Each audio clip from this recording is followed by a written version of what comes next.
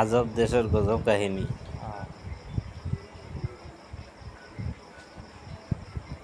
খরচ না না কিছুটা লম্বা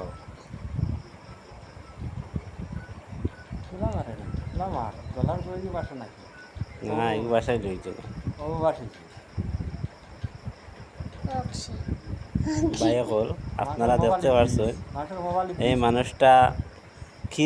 মানে মানুষ আপনারা কমেন্টও জানাইবে এটা কি মানুষ আপনাকে জানাই 50 টাকা দিয়ে লইছি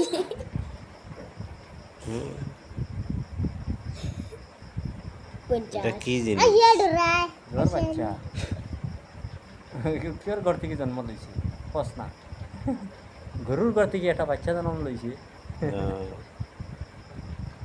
এই বাচ্চাটা জহর পা